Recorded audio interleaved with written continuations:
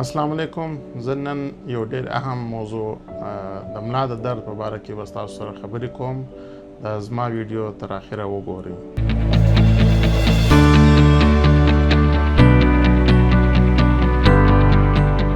زما نوم سرجن ډاکټر احمد حبیب دی. زه کنسلټنټ اورتوپیډیک ټراما هینډ او جوینټ ریپلیسمنټ سرجن یم. ما خپل بنیادي MBBS تعلیم مکمل کولو بعد د آغا خان هسپتال کراچي څخه FCPS ټریننګ مکمله کړې. بعد از دغه پټو او درګو د اعلی تعلیم دپاره د جرمني څخه تعلیم مکمله کړې. زه تیر 8 کاله د آغا خان هسپتال کراچي څخه منسلک یم. زه نن سبا سهار ټایم شیخ زید هسپتال کوټه کې از اسسټنټ پروفیسر خپل خدمات سره انجام کوم او د ماښام په ټایم په راحت هسپتال آرټ سکول روډ کې خپل پریکټیس کوم. نن به ستاسو سره ډېر اهم موضوع چې کوم د ملا درد دی چې هر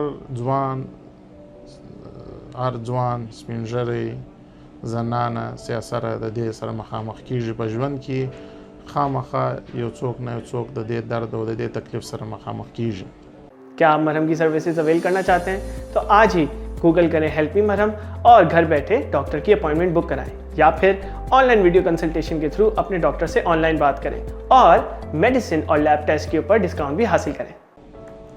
د دې ډېر وجوهات دي. په هغه کې بعضې وجوهات داسې دي چې هغه د یو دروند شي پورته کولو د وجې هم کیدای شي، میکانیکل بیک کیک هم کیدلی شي، پر پټو باندې زور یا دباو راسي هغه وجه هم کیدلی شي.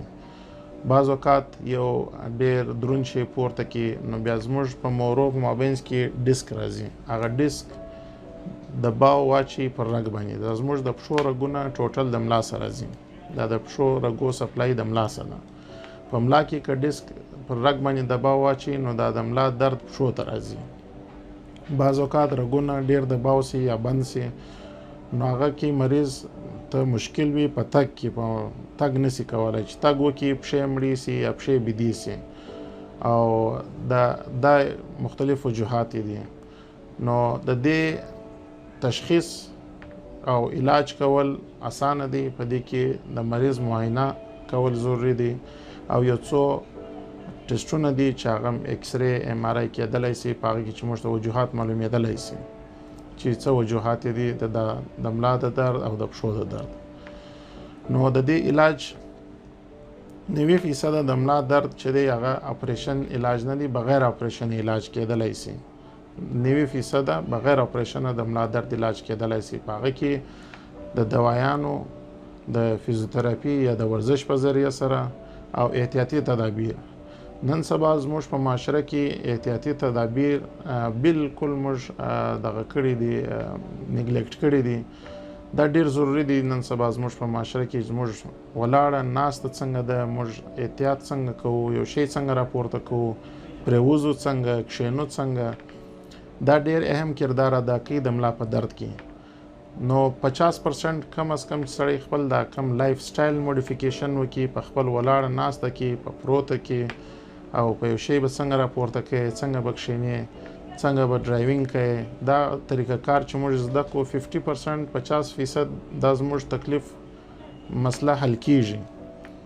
او د دې سره سره کم موږ ورزش وکړو، خپل لایف سټایل ورڅخه چینج کړو، ورزشونه ورسره وکړو او یو څه د دوایانو سپورټ واخلو نو تقریبا 90% د اپریشن ضرورت نه پیدا کیږي.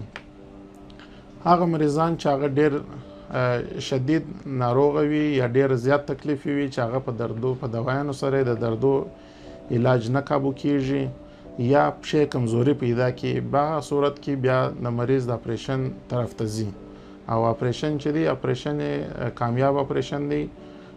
که یو مریض پښې کمزوري پیدا کی بیا خو په کار دی سړی ژر تر ژره د سرجن سره رابطه وکړي او هغه سره معاینات وکړي او د هغه ډاکټر په مطابق د هغه په مشورې باندې پر هغه باندې عمل وکړي. دا د ملا درد چې کوم په ملا کې پر رګ باندې دباو راسي، د ډېر وزن پورته کولو سره یا چوټ وخوري، یو ځای سره ایله سي، نو هغه ته اکثره خلک زموږ ته په عام زبان کې څوک رګینیسا ورته وایي او څوک ورته وایي چې په ملا باندې غوښه راغلې ده، څوک وایي پر رګ باندې غوښه راغلې ده، څوک وایي رګونه بند دي، نو دا ټول یو شی دی. په ملا کې پر رګ باندې دباو راځي او یو په دا شي کې زه ستاسو په نالج یا په علم کې اضافه وکړم چې دا هغه رګونه نه دي چې په کم کې وینه تیریږي.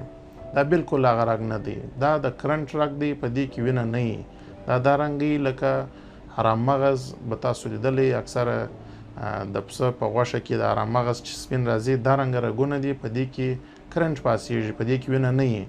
نو اکثره خلک دا رنګه غلط کوي چې کم د کومبار خلک یا کم تعلیم شی نه کړي، هغه بس ناست دي په د پښه کې د کوچني ګوتې رګ ورکاټ کړي او وینې ځینې روانه وي، وایي دا د رګ د خلاص.